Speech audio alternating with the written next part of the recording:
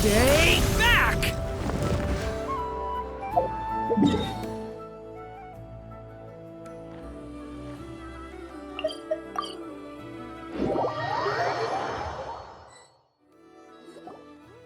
Where are they going? They mentioned a mage and... a name?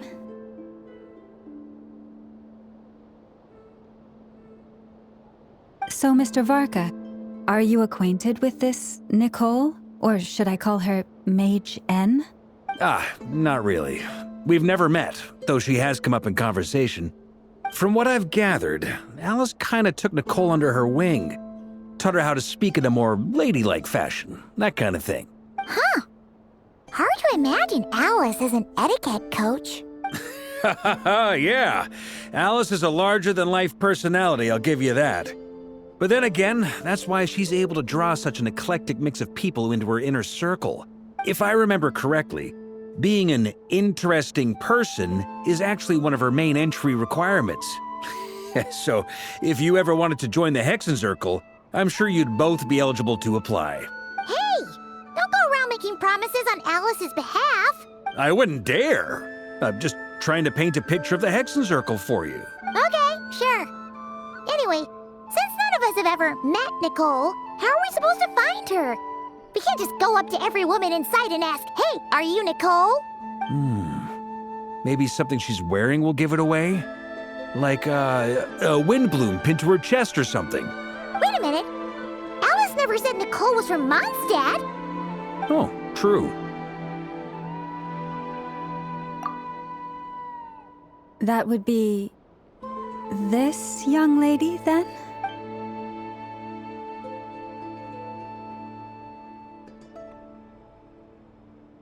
Hey there! Sorry to disturb you, but are you Miss Nicole? Varka, Knight of Boreas of the Knights of Favonius. Alice might have mentioned me before. Mm-mm.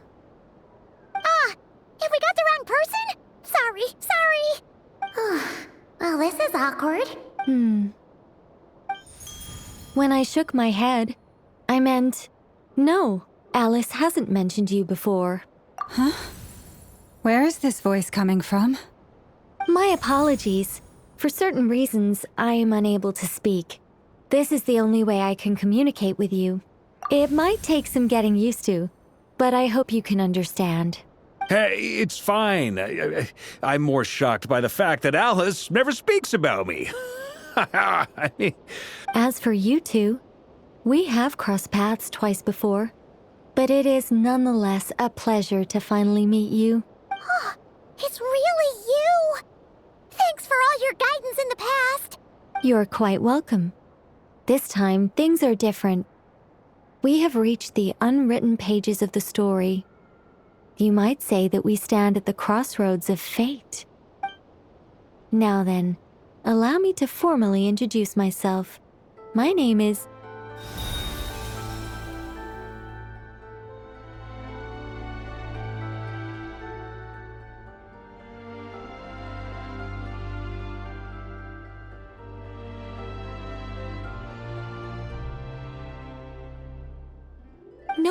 No, stop!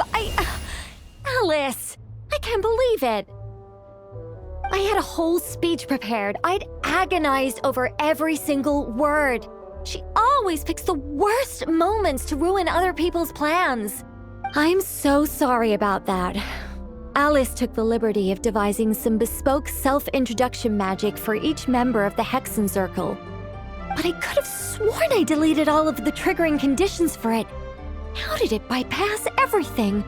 Oh gosh, this is so embarrassing. This is a very different side of Nicole than what we're used to. Is she not used to face-to-face interactions? Don't worry about it. We've seen that introduction magic once already, so it wasn't too much of a shock. Please go on, Miss Nicole. We'd love to hear what you have to say, or... well, communicate. Huh? Are they talking to this lady? But... Will you all promise to forget that horrendously embarrassing introduction? sorry, embarrassing. When? Yes. My name is Nicole, and I am one of a very few angels who have retained both their preferred form and their power. The Traveler and Paimon should be no strangers to this concept. There is another of our kind in Natlan. They call her the Lord of the Night. All right! Paimon remembers her! Yes. Well, I have retained more of my power than she. It's because I don't have a long-term duty to fulfill. To be more specific, no. We'll be here all day if I get into the specifics. Moving on. If I'm not mistaken, you are here because you wish to learn how one might reach the moon beyond the sky. That's right. Is that something you can give us any guidance on? Yes, I do know a way. It began with the Hyperboreans, who lived after the War of Funerary Flame. Blank looks. Maybe I should start with the background of the war, or maybe not. It shouldn't be an issue. I'll fill in the gaps for you when we have more time. Anyway, after that war ended, the three moons retreated to beyond the false sky. The Hyperboreans were humans I once aided. They accepted the civilization and creations bestowed upon them by the angels. But despite accepting many blessings of the angels, many among them still held on to their faith in the moons. They were reluctant to accept the new order. Even after the War of Funerary Flame, they sought to contact the moon goddesses beyond the sky and receive their guidance. But all three had passed away by that point. This mage has a unique method of communicating. Is she talking about the moons? Yes, but they did not know. And so, still they prayed for the moon goddess's mercy. After building titanic structures that consumed vast amounts of Kuvaki, at last they glimpsed the moons and heard their voices. But of course, they were gravely disappointed, for it was then that they realized the three moon goddesses were dead. Oh, that's such a sad story. It is. Humanity was in a very sorry state at that time.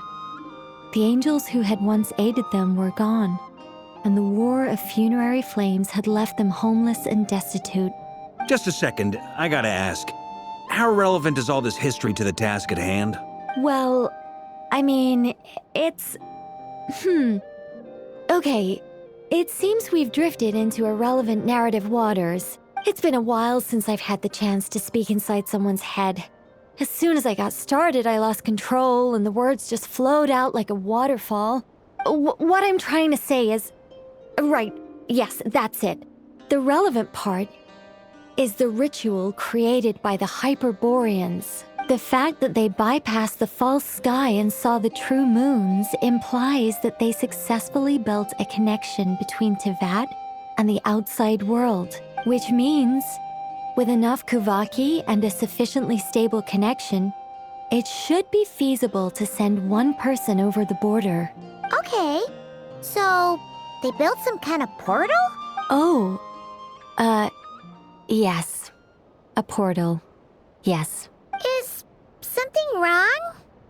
You sound disappointed. I just didn't expect you to summarize it so well. It turns out I could have said all that in one word, if only I'd managed to think of it. No, please, it's fine. This is invaluable knowledge. I'll be sure to record and preserve everything in writing. Oh, really? Well, in that case, I suppose I could backtrack and add some more detail. I did gloss over a few things so far. Whoa, time out. Let's summarize what we've got first. The Hyperboreans were the last ones to use this method, right? So we somehow need to find whatever structure they built and make sure there's enough Kuvaki to power it up. Luckily, we have the moon marrow of both the eternal and iridescent moons, so we're all good for Kuvaki. Which means the key issue we need to focus on is finding the place. Am I right so far? Yes. Although I expect the structure is long gone by now. That said, what if we could take advantage of the phantoms to travel back to a time when it still existed? Well, travel back isn't quite accurate. It's more like we'd be creating a handshake between 2 points in space-time. We wouldn't even have to pick a time when it still existed. It could just be a time when it still appeared in phantom form via projection, or we could project our own phantoms, fold them together, and... You look lost. Was that too hard to follow? Yeah, things got a little, technical there. Paimon's brain is reaching capacity. All right. Let me think about how to put this more simply. Okay, got it. Over the next few days, I'll search for phantoms that we can use. Once I find one that meets the criteria, I'll let you know and we'll regroup. By completing certain rituals, specific individuals will be able to enter the phantom and make it to the Hyperborean structure.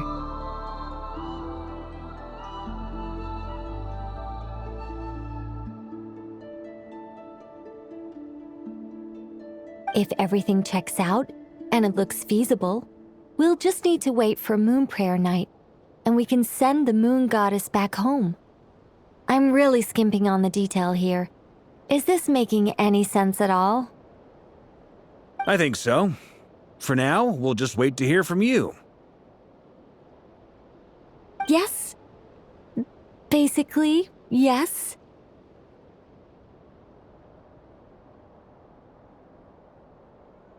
Great. Counting on you. In the meantime, we'll focus on finding the Moon Goddess's name.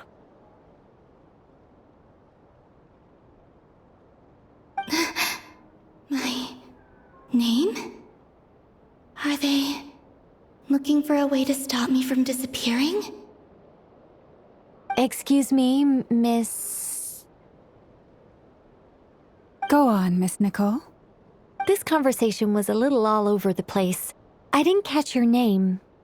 I am Lauma, of the Frost Moon Scions. Ah, I did wonder. I noticed that you listened very intently when I spoke about Hyperborea and the moon's history. If you'd be interested, I'd love to visit you this evening and go through it again in greater detail. Also, if you were serious about making a record, it would be too risky to simply write down the raw details as is. I would suggest some tweaks.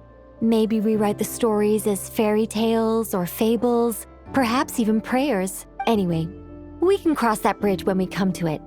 So, see you later then? Oh, and no need to prepare anything. Just a cup of tea will do.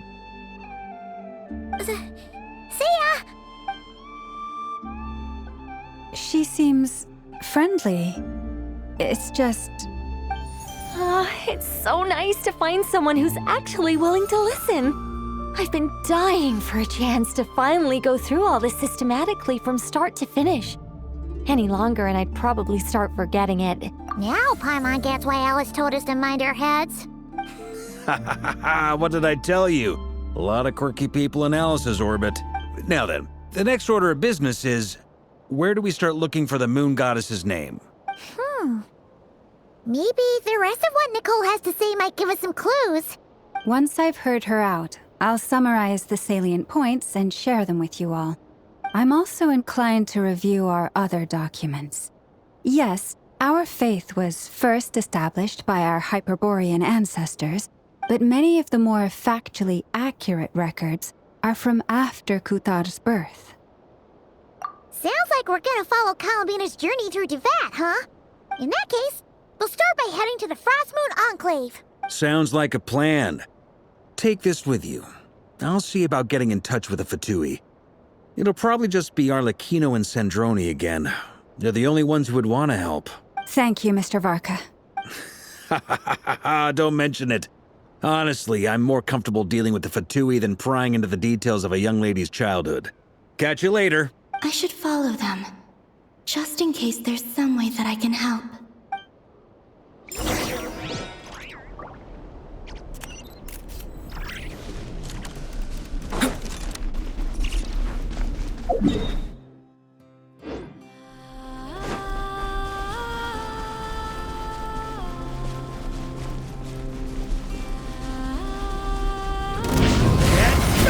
Brace Brace yourselves! Let the mighty be humble!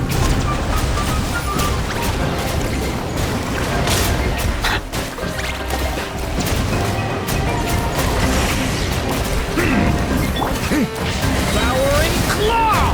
The abyss is burning shadow! Here we go! Bow your head.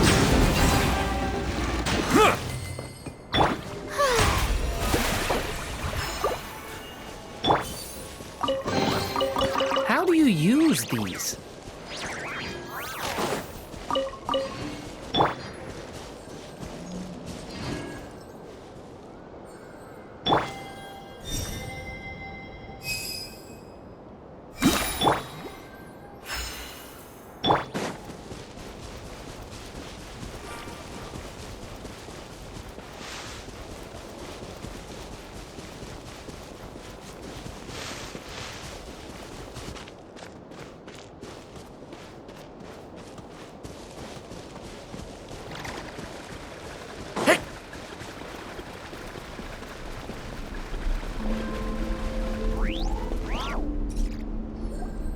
A while ago, I took the time to organize all documents in our possession that pertain to Kutar.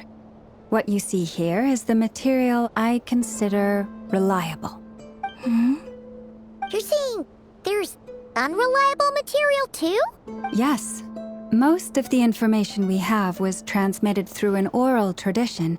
Inevitably, some of her stories were mythologized and deified over the years through countless retellings. That's why I organized them into reliable and unreliable. There's no sense seeking answers in history unless we can ensure the veracity of the historical record. Makes sense. All right, let's take a look through.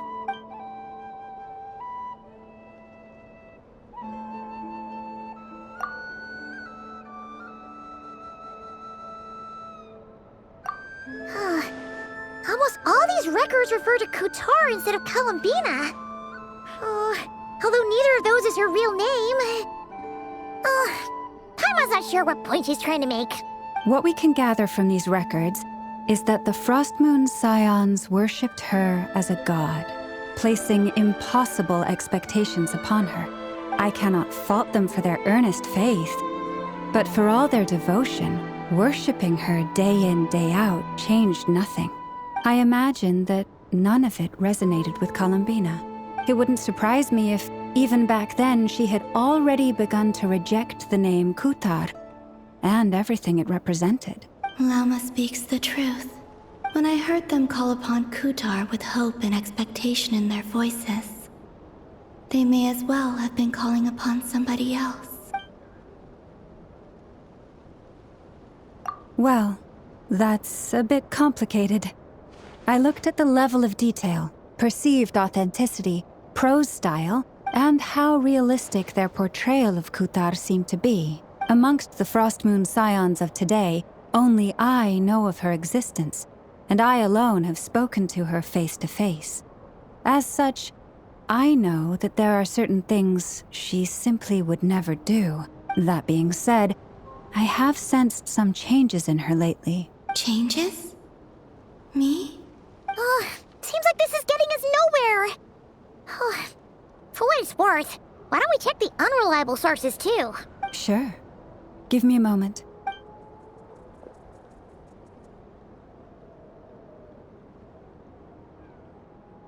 Exerting but a fraction of her divine might, Kutar sheared a great mass from the snow-capped mountain and cast it into the sea, upon whose surface shone the mirror image of the moon. Thus was formed the island of Hisi.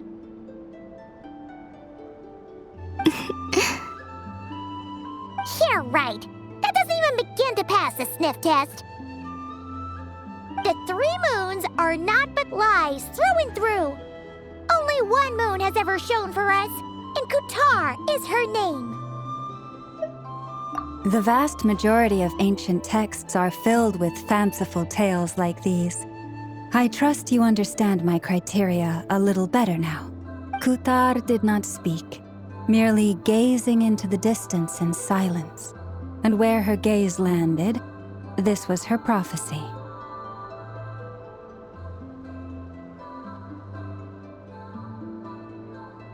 Clearly, whoever wrote this text never even met Kutar. Otherwise, they'd know that her eyes are always closed. What about you, Traveler? What are you reading? Come on, let Paimon see.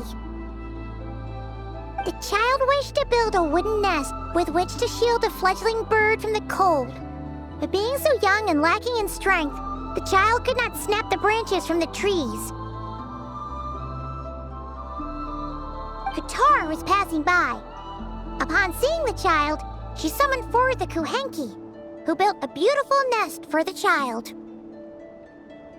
I remember that.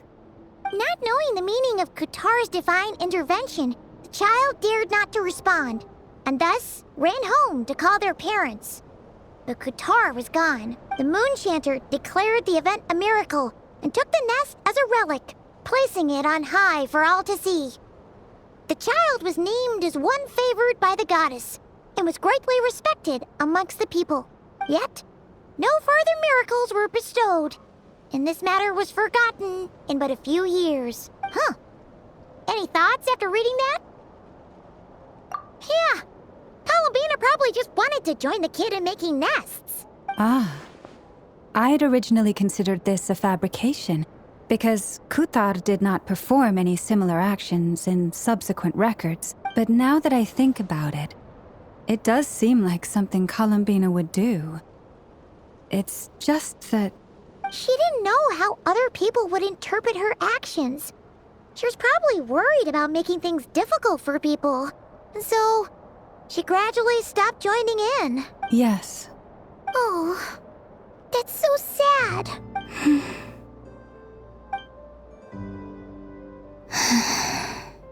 And now, I can make no such gestures of warmth, even if I want to.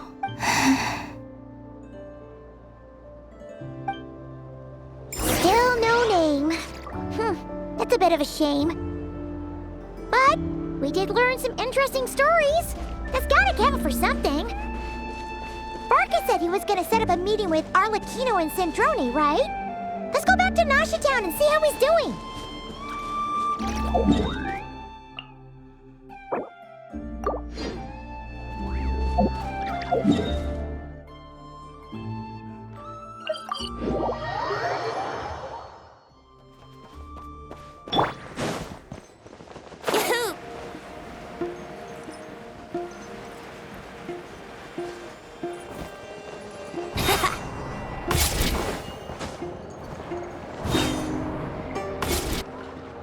Let's see. There's Varka.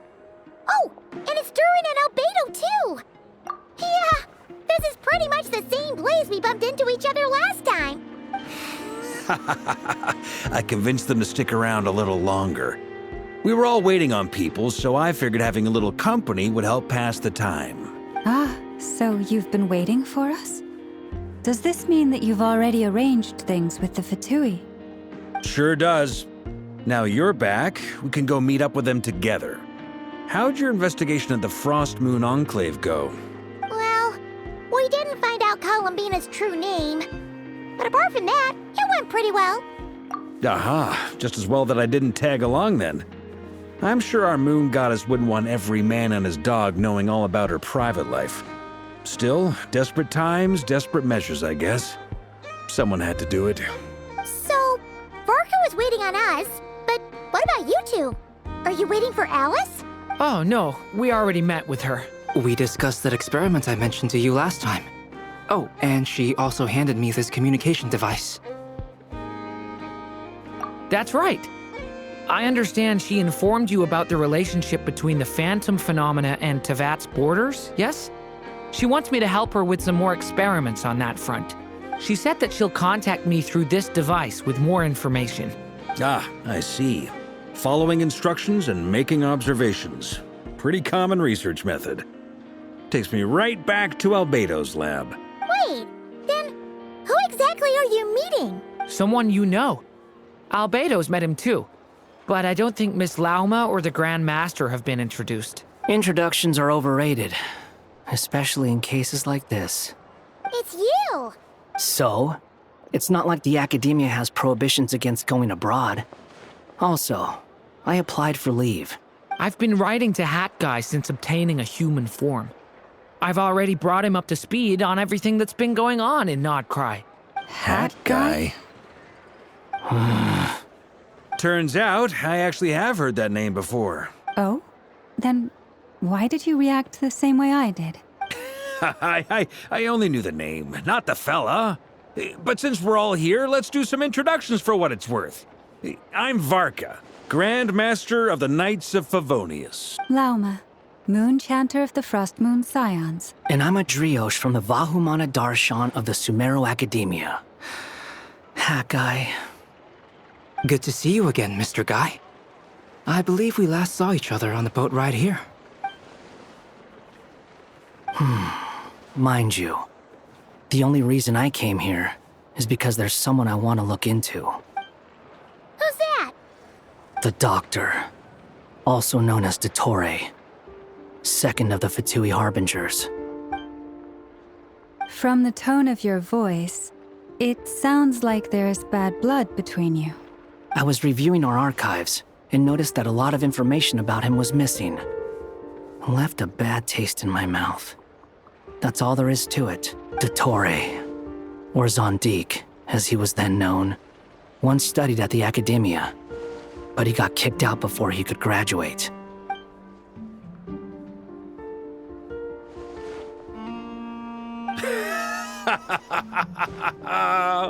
So the Harbinger's #2 man is a college dropout?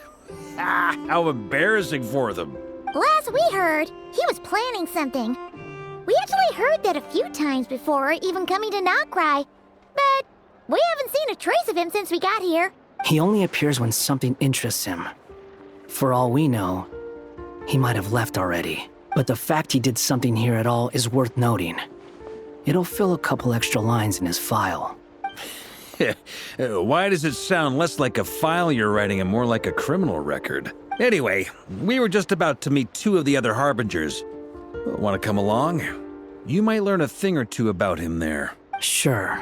Even though they're Harbingers, well, they're old acquaintances of ours, so, you know, when you talk to them, try to be... I got it. The Frost Moon Scions' relations with the Fatui remain tense. Forgive me if I do not attend. In that case, we'll continue assisting Miss Alice with her experiments. Good stuff. Everyone's having a fruitful time. All right, we better get going. I'll lead the way.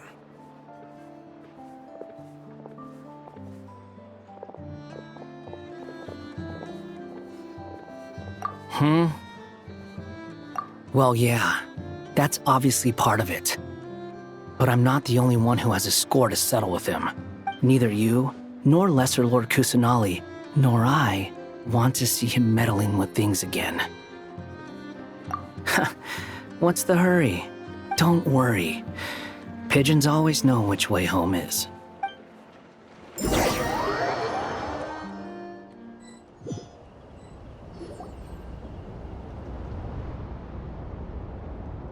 You made it.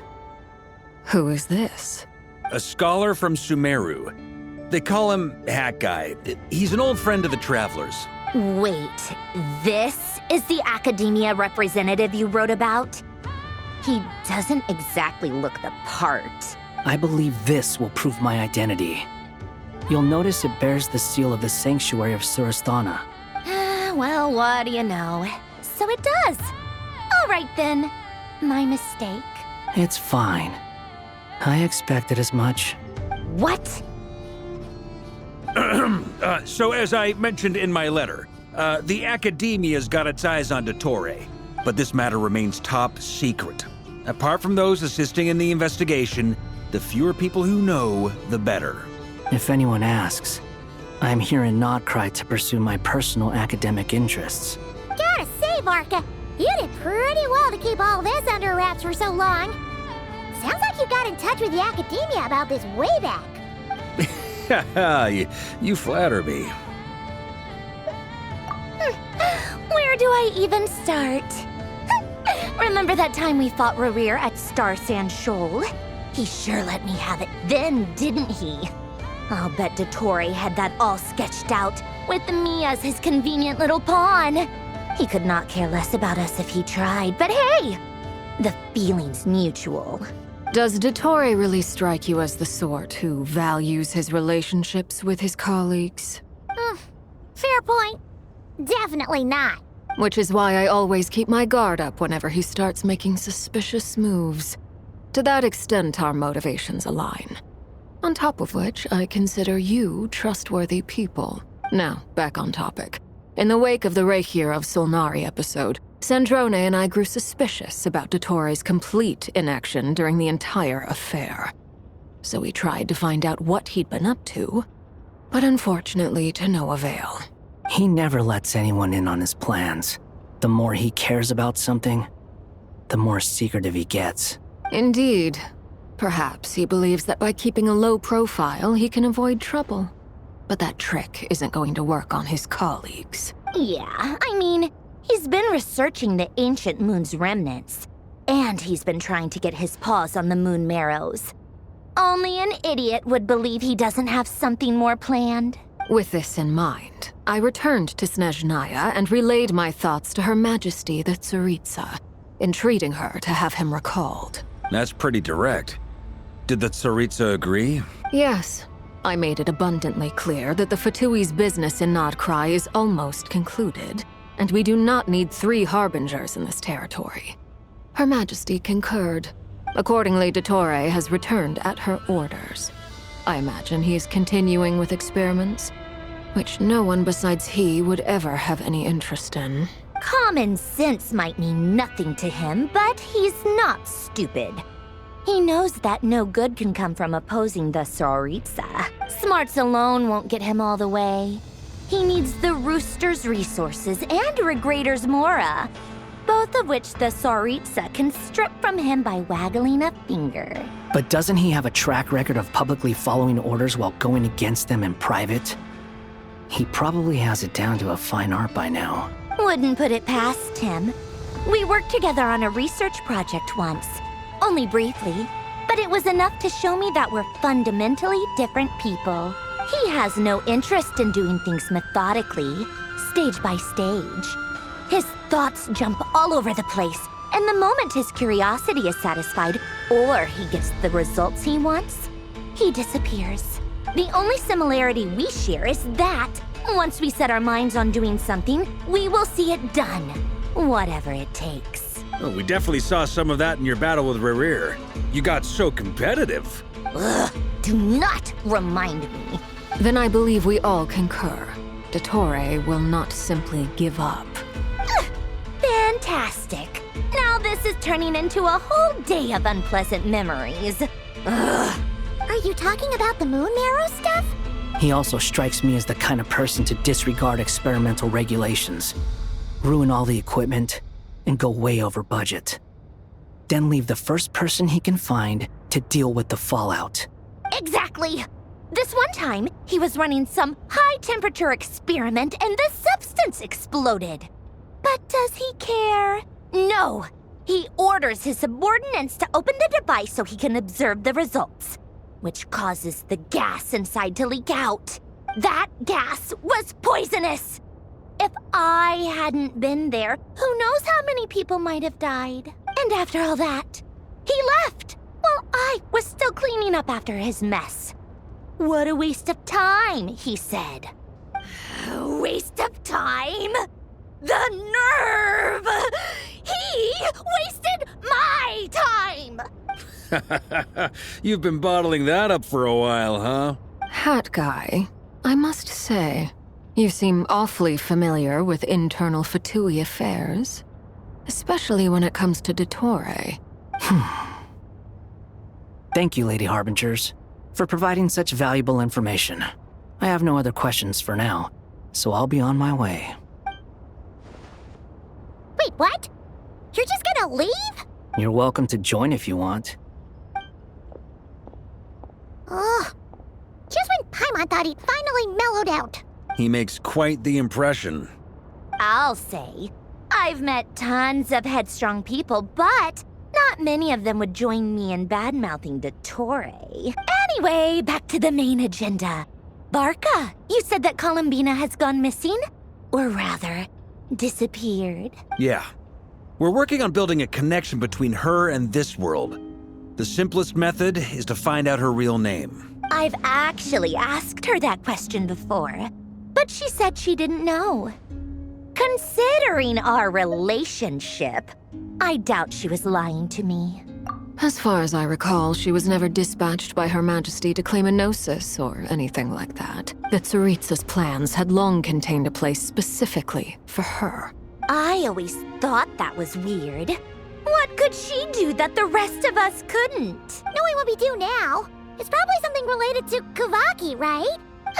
More than likely. When she first arrived, Columbina would often go to Her Majesty and ask when she could start the task assigned to her. But Her Majesty always gave the same reply. The time has not yet come. So she spent her days in Snezhnaya doing basically nothing. The Tsaritsa has summoned a beautiful blind maiden to be a harbinger, giving her the third seat by virtue only of her enchanting voice. It was a dumb and stupid rumor. But the reality of the situation made it hard to refute. And what happened after that? I imagine she stopped caring. She no longer seemed to care why she had been recruited, and Her Majesty never gave her any missions. So she just continued to sing in the flower garden. For my part, I was busy. So busy, in fact, that watching someone be that idol had me fuming. But still, I got the sense that she had long been used to a life of other people claiming she was needed when she wasn't. I just felt that having a place to stay would cost me something eventually. And so I waited quietly for the day that I would have to pay the price. And on the other end of that spectrum, you had me. Someone once told me that I had the lousiest work and the toughest luck. That's a good way of putting it. I forget who said it, but those words have always stuck with me.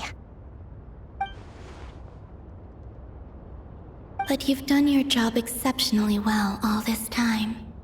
Because at heart, you are a conscientious person. What is it?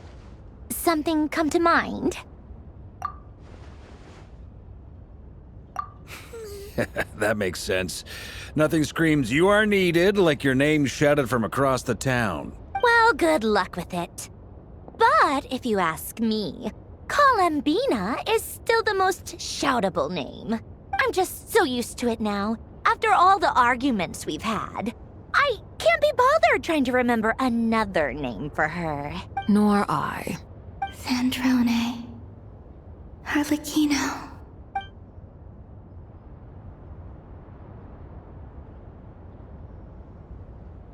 Huh! It's a Sealy! Does that mean Nicole has news for us? Ladies, I thank you for your hospitality. If the chance ever comes up, I definitely owe you both a drink sometime. I'm sure it will. You can make your own way out. Heck, you've been here enough times, you probably know your way around better than... Okay! Time to do what adventurers do best. Follow that Sealy!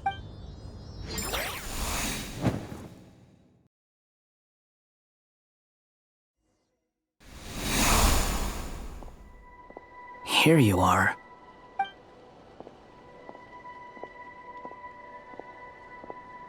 Oh, hat guy. How come you're back so soon? Did things go all right with the Fatui? Fine. Dottore's been summoned home by the Tsaritsa. Couldn't get much more than that. How about you? Any progress with the investigation? Unfortunately not. We've tried everything. Different phantoms, different locations, different points in history. But the results are the same each time. Abyssal monsters roaming the land. People crying out in despair, with no hope of being rescued.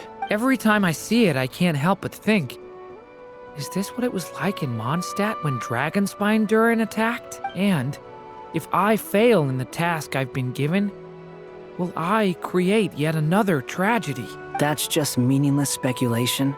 When we encountered similar phenomena previously, I tried to interfere with those illusions, using sounds and lights to guide them. However, we could not change their fates. At most, we were able to extend their existences. The events of the past are like fate that has been written into Irminsul. There isn't a living thing in Teyvat that can escape its past. But Miss Alice instructed us to try to find ways to change the outcome that these phantoms face. It's an impossible task. Can't you just refuse? Since she asked us to do this, I feel like it can't truly be impossible. Or if it is, well, mages can make the impossible possible. I could not have been born as Durin otherwise. But you also said that your past 39 attempts were fruitless. That's true. But you're still going. Yes. After this many futile attempts, surely you realize that you're not doing this because you still believe what some mage told you. It's because you want her hypothesis to come true. It's something you wish for deep inside. So, think for yourself about what you want to do. As long as you don't believe it's futile, it isn't. Yeah. Previous experience indicates that we cannot touch the phantoms, which limits the effectiveness of our interventions. If we want to clear this hurdle, we need to break this rule somehow. Same thought here. Following the same rules means repeating the same failures. Reducing ourselves to mere playthings of fate. So you mean we need to figure out a way to make contact with them despite knowing that we can't? Yes, and I suspect that's something only you are capable of. Everything in Teyvat is logged in Irminsul, but the withering that once occurred in Sumeru was a sign that the Great World Tree was being corrupted. This corruption allowed things that should not have existed in Teyvat to appear. This is tantamount to rewriting reality to an extent. You're saying abyssal power might be able to affect those phantoms? No one's ever tried it before. If you're gonna try it, it'll take courage. And you have to be confident that you can control it. Is anyone there? Has anyone seen my daughter? She's missing. I have to find her. I hear someone inside. Spargana? Are you in there? Ah! If I can use my abyssal powers to warn him that there is danger here, maybe it'll change his decision. Maybe he'll stay away. Yes. The important thing is not the nature of the power, but rather how you use it. To intimidate and obstruct. Sounds about right for the Abyss. Let me try. I should be able to influence that thing. Have you seen a little girl? What? This isn't the time for that! Just run!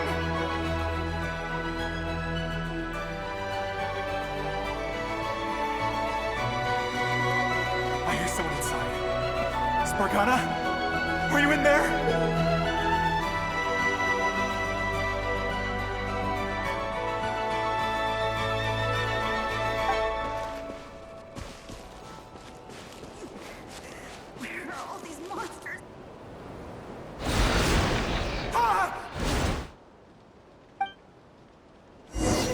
Seen a little girl? What? This isn't the time for that! Just run! Where are all these monsters coming from? I hear someone inside. Spargana? Are you in there? What is this? Looks dangerous. I should get out of here.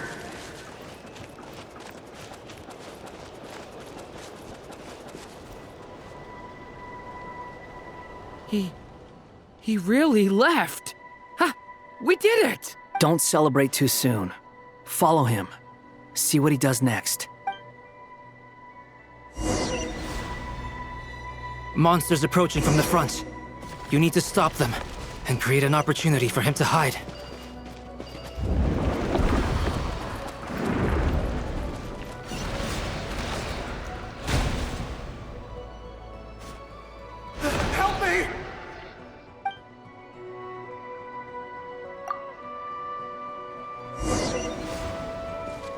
Monsters approaching from the front.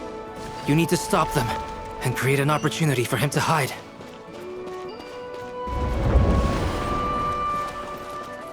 No! There's monsters ahead!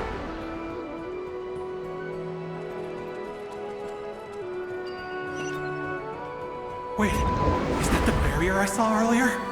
Why is it appearing now? It's as if someone's controlling it.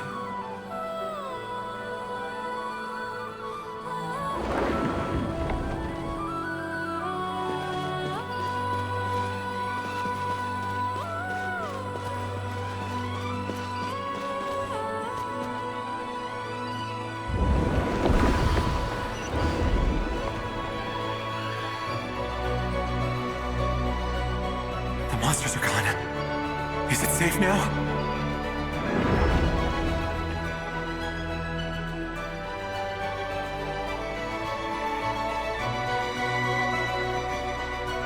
The barrier's gone too. How odd. Anyway, I guess I'll keep going. Quickly, let's keep up.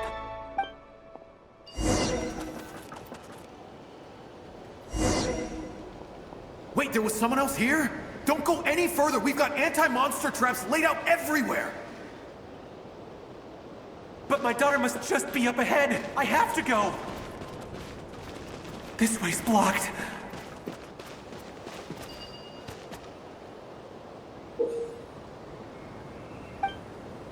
We might be able to use the explosives over there, but we need to take care not to hurt him.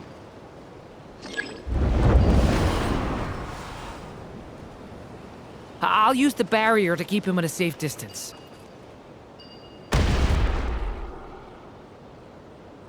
This barrier seems to be helping me somehow.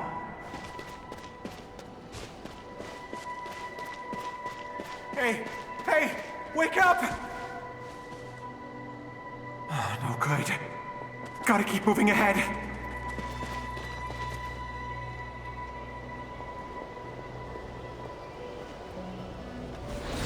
So many monsters! There's still a chance, Durin. Use the traps.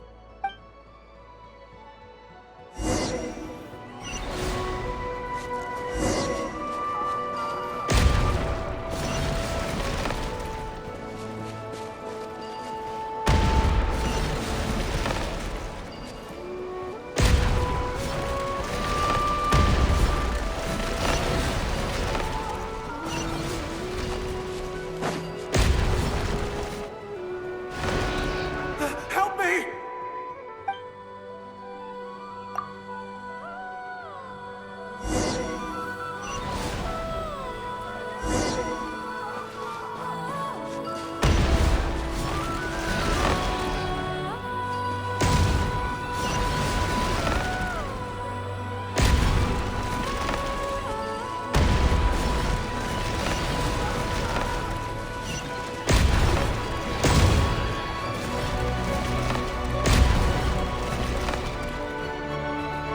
This is a new development. I've never seen this happen before.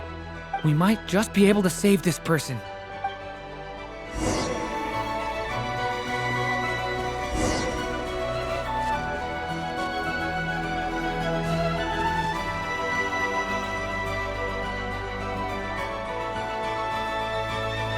Hello there. Have you seen my daughter? Spargana's her name. She's carrying a large backpack. Get out while you still can, you fool. You won't find any survivors here. But I can't just leave her here. She must be so scared right now. Sorry. Wish I could help, but I haven't seen her. You'll just have to keep looking. Okay, thank you. If I do find her, I'll get her to shelter and come back for you. Don't bother. I've got nowhere left to go. What's that noise? Monster! No, if he goes inside, he'll be walking into a trap. Let's try this once more. This time, we have to stop him.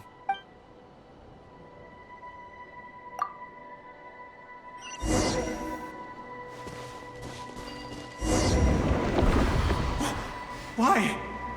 How will I know where Spargana's gone like this? You know what? I'll trust this strange barrier. It's gotten me this far after all.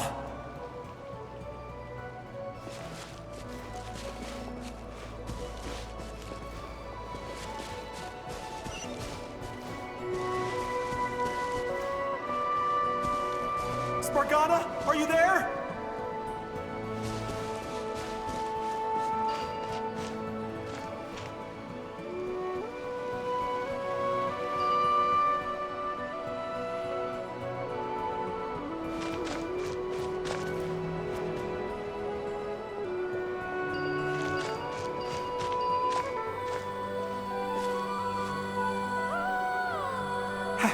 Hello, I'm looking for...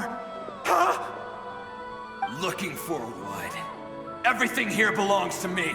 Get 'em, boys!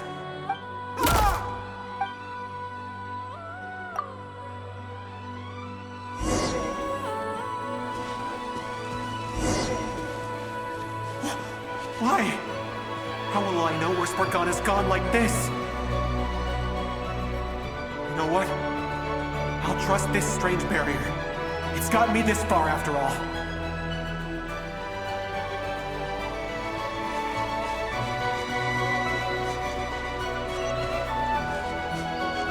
What? Hey! Spargana, are you there?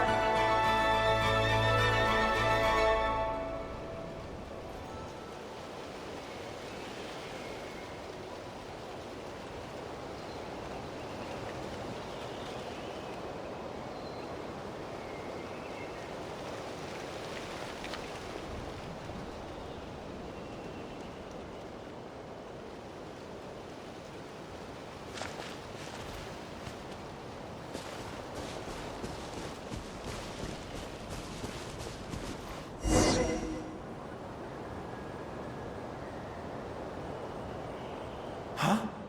That looks like one of my daughter's books! Thank you. Thank you!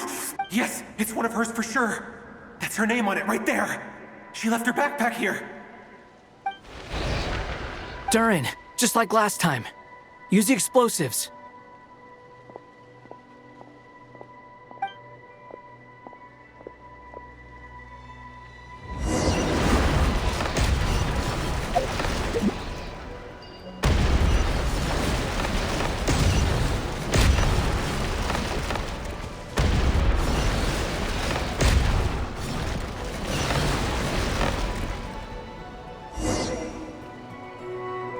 It won't work.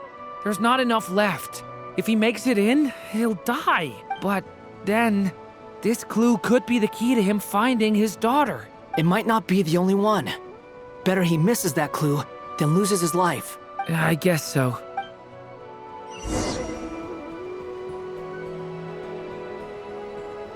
Stop him, Durin. We can't let him get any further in. That's my daughter's book! She's passed this way! Why? Why won't you let me go in? I've searched and searched and searched just for this! But how will I find her without any clues? I no longer have anywhere else to go.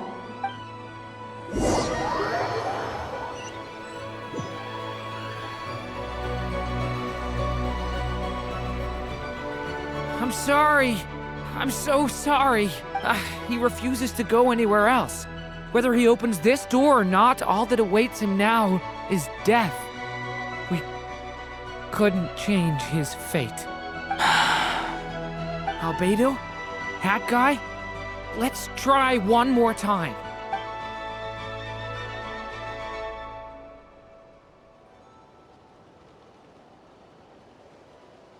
Why am I here? What's going on? All these scenes running through my head. Where are they from? Huh? What's going on? His reactions have changed. How many times have I... What's happening to me? Huh?